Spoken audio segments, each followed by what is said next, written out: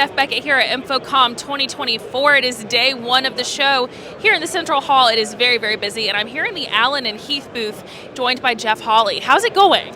Well, yeah, as you said, very busy, I think, is kind of the two-word summary. It's been an amazing show so far. We're only a few hours in.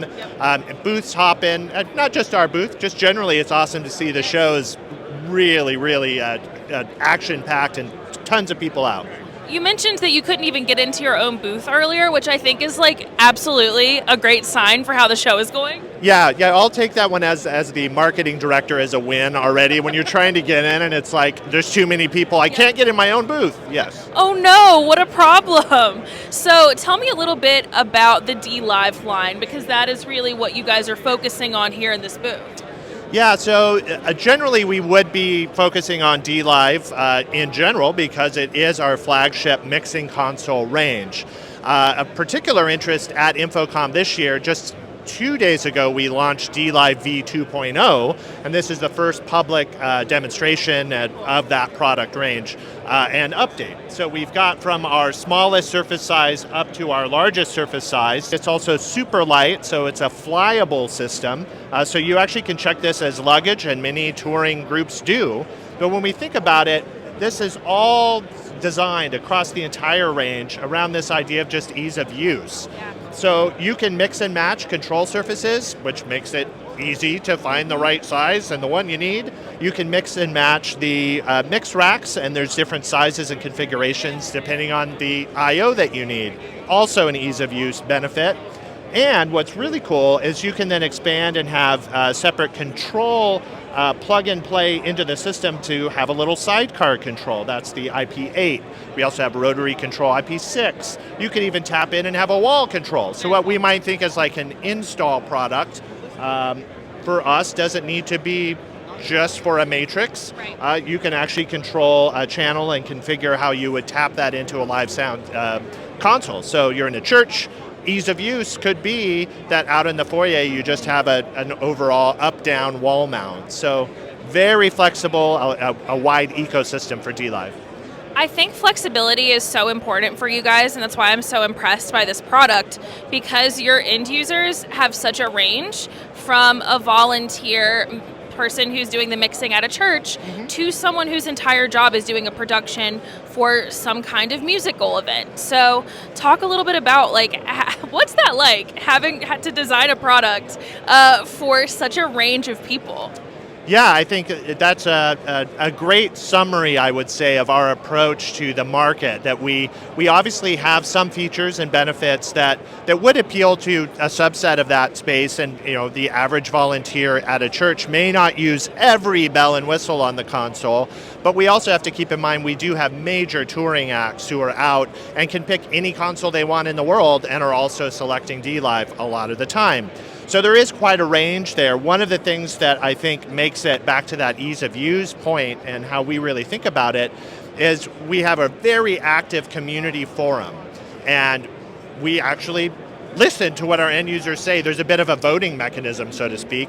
And in some cases, like with V2.0, many of the features that are in there around actions and updated scene management, which is both really helpful features for a volunteer to be able to push one button and have 5 things happen, and be able to pre-program that and make it super easy for a volunteer.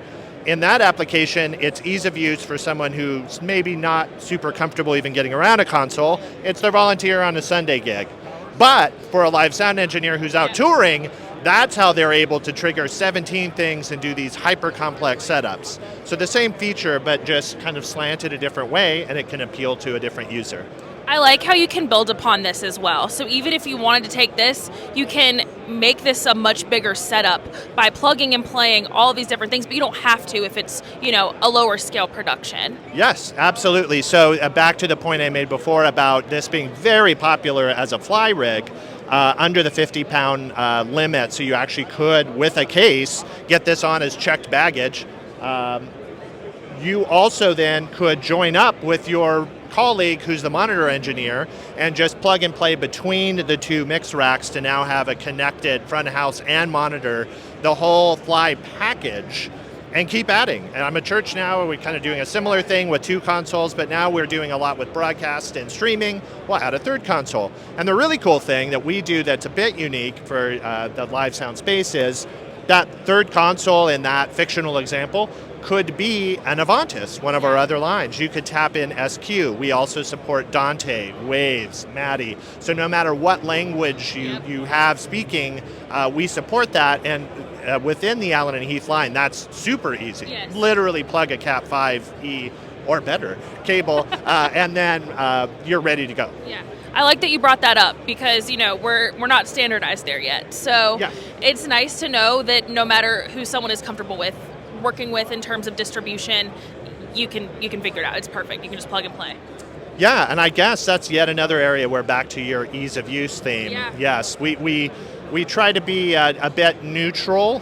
We support as many platforms as we have users asking us to support. Well, ProAV we have to. Exactly, and so in that, back to that, even in the user forums and our digital community saying, hey, you guys really should add this. It'd be great if you had this integration, and we're adding more and more of that. And the recent dLive v2.0, for instance, much more robust MIDI and other sorts of connections that are in the system, and we keep listening. If there's some new thing that pops up, we'll take a look at it and see if we can add that. It's not just has to be Dante or has to be our own proprietary. Yeah.